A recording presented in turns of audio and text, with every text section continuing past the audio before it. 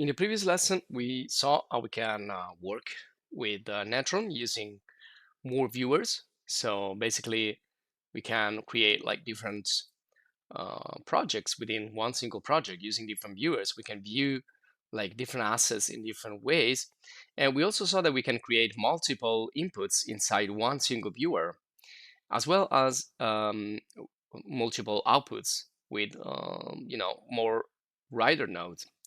And we're gonna continue in this video again, working with the viewer, the node graph, the properties. We're gonna discover more and more. And as I said also in the previous videos, we're gonna increase little by little the level of difficulty. Now, I put a lot of inputs in a viewer in the previous video, and we saw also how we can like work and assign a numeration, so multiple numbers.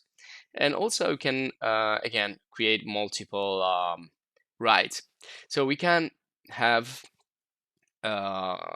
different formats and try different um, renders using NATRON and the same assets. Now I want to talk about PNG here, and I'm searching for a PNG image in Google. I'm just gonna go here in the tools and choose Creative Commons licenses, so I can get some image that has a more permissive license, like this one here is public domain. So I'm gonna click there, and I'm going to you need to register in this website. It's called Raw Pixel, and I also created other video guides about this website because it's really good. It has a lot of free assets. So to have the free download, I'm gonna download the 1200 times 800. To do that, you need to create an account, or you can sign in with Google. Well, once you have the account, you just click on download, and I downloaded already the image in my downloads folder. All I'm gonna do is just create an import folder in my NATRON course folder so that I can, be more organized and I can manage all the assets more properly. And this is the image right here. So it's a PNG. Now we already saw another PNG import before with the logo, but I want to show you some extra things we can do with the PNG, and especially I want to show you Photomontage, how we can do Photomontage here in NATRON. So something a little bit more advanced.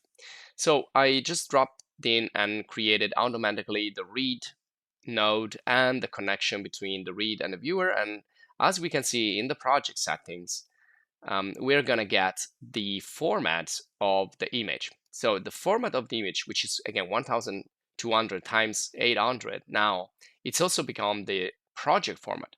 Now this is what happens when you bring in the first read. The first read will set up the project format, but we saw that we can change it. We can also go back and forward with these little arrows up there in the project settings. So let's change here, for example, the frame rate. Let's do 30 frame rate. Now you can see I have those arrows. I can go back to the previous setting or forward. And I can also restore the default. If I restore the defaults in the project settings, these will be, the defaults once you open NATRON.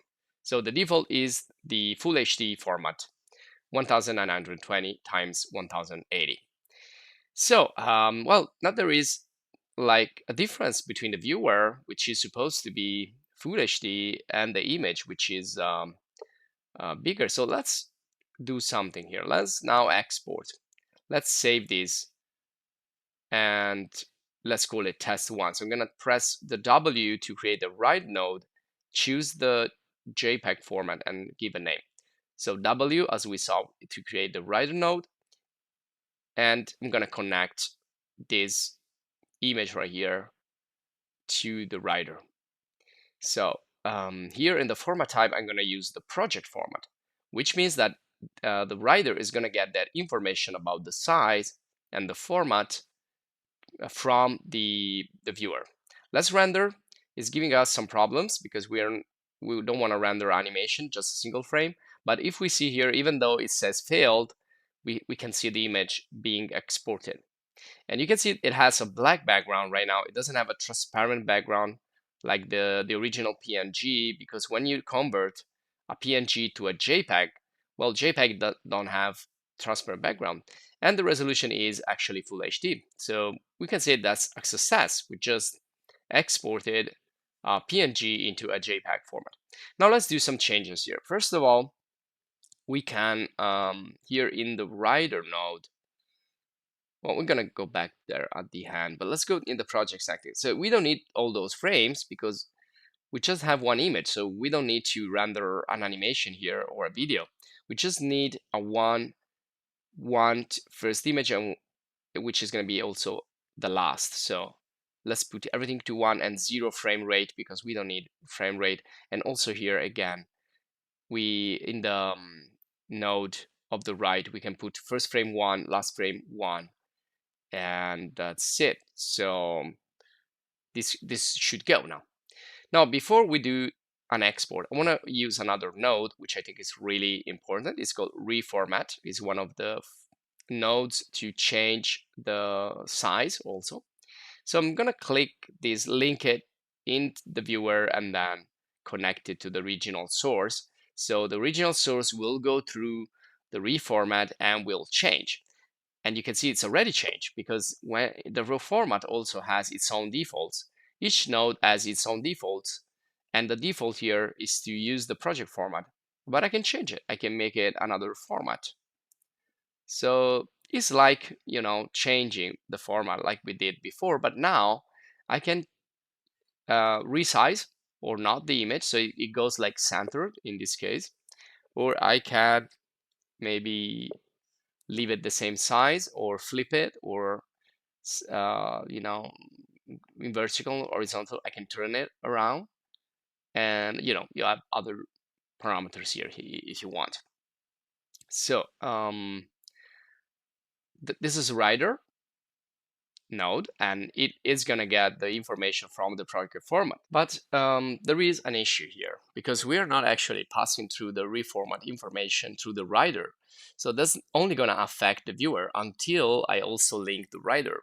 So right now it's passing the information to the viewer and to the writer. And if I run the render, now it's not giving me problems. And there you go. We have a nice centered image. Not resized. The image is not resized, it's just centered.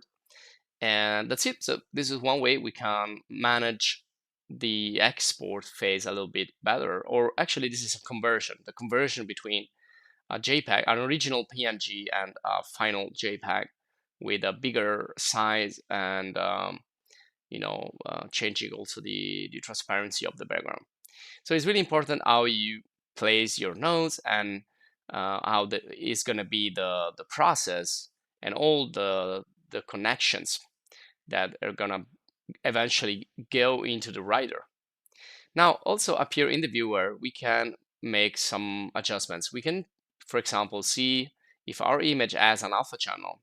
If we go to the alpha selection, and we can definitely see that this one has it. And the white represents visibility of the pixels. The black represent like the transparent and invisible pixels. So when you use a PNG, you already have that like you know, transparent background. We can distinguish the foreground with the background, and we can also then see the single channels with the other 3 channels, which are RGB, so red, green, and blue. And here the red is more white because the car is actually red. And then we have other settings, but let's just go for and also luminance. It's important because it defines where the object is more bright and more dark. And here we have the zoom. Also, this is really important when you want to, you know, work comfortably. You can press the F key to make it fit into the viewer space and optimize the space. Or you can just use different percentages for zoom, or you can use the plus and the minus sign.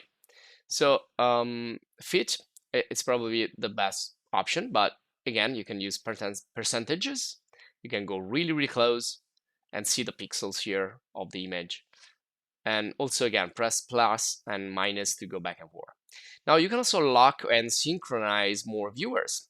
So for example, if I create a new viewer here, so if I press tab or just right click and create another image viewer node like this,